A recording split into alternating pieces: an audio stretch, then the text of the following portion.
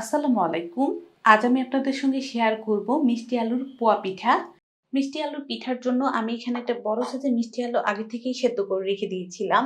এখন এই মিষ্টি আলুর চামড়াটাকে আমি ছিলে নিব। আর এখানে একটা গ্রেটার নিলাম। এখন এই গ্রেটারটা দিয়ে আলুটাকে গ্রেট করে নিব।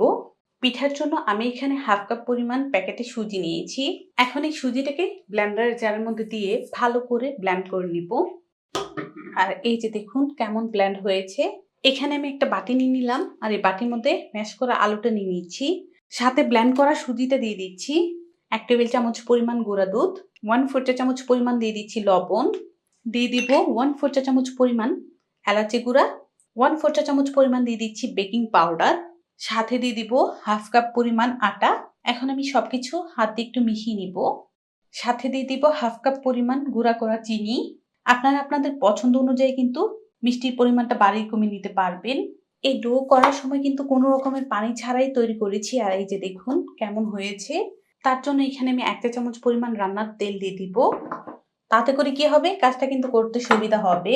ডোটাকে আমি আরো কিছুক্ষণ মথে নিলাম। ঢেকে কিছুক্ষণ ডোটাকে রেস্টে রেখে দিয়েছিলাম। হাত দিয়ে ডোটাকে কিছুক্ষণ মথে নিলাম। এখন আমি ছোট ছোট লেচি কেটে নিব। সবগুলো লেচি কেটে নিলাম।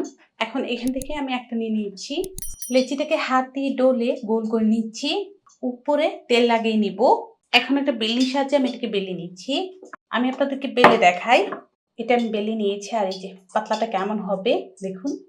আলুর পিঠাগুলো ভাজার জন্য চুলার মধ্যে আমি একটা কড়াই বসিয়ে তেল দিয়েছিলাম গরম হওয়ার জন্য।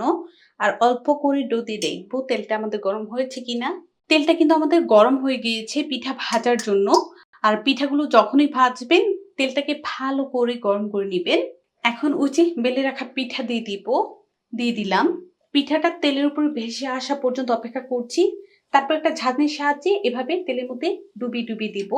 আর মাশাআল্লাহ দেখুন তেলের মধ্যে ডুবিয়ে দেওয়ার কারণে কত সুন্দরভাবে ফুলে উঠেছে। উল্টিয়ে পাল্টিয়ে পিঠাটাকে কিছুক্ষণ ভেজে নিব। পিঠাটা কিন্তু ভাজতে বেশি সময় লাগে না, কিছুক্ষণের মধ্যে কিন্তু পিঠা ভাজা হয়ে যায়। আর দেখুন কথা বলতে বলতে কিন্তু পিঠার কালার চলে এসেছে। এখন আমি পিঠাটাকে একটা ঝাঁঝনির মধ্যে উঠিয়ে নিব। আর মাশাআল্লাহ কত সুন্দর একটা কালার এসেছে। তো এই পিঠাটা উঠিয়ে নিলাম। আবারও এই গরম তেলের মধ্যে আরেকটি রুটি দিয়ে দিব। রুটিটা যখন তেলের উপরে ভেসে উঠবে তখন ঝাঁঝনিটা দিয়ে আবারও ডুবিয়ে ডুবিয়ে দিব। আর মাশাআল্লাহ দেখুন এই পিঠাটা কত সুন্দরভাবে ফুলে উঠেছে। এটাকেও কিছুক্ষণ আমি উল্টে পাল্টে ভেজে নিচ্ছি। কিছু পিঠা ভেজে রেডি করে নিলাম। আমি আপনাদেরকে একটা পিঠা ভেঙে দেখাই কতটা পারফেক্ট হয়েছে। আমি আশা করছি আমার এই আলুর তেলে পিঠার রেসিপি আপনাদের ভালো লেগেছে। ভালো লাগলে অবশ্যই একটা লাইক দিবেন, চ্যানেলটাকে সাবস্ক্রাইব করবেন। সবাই ভালো থাকবেন, সুস্থ থাকবেন, আমার জন্য দোয়া করবেন। আল্লাহ হাফেজ।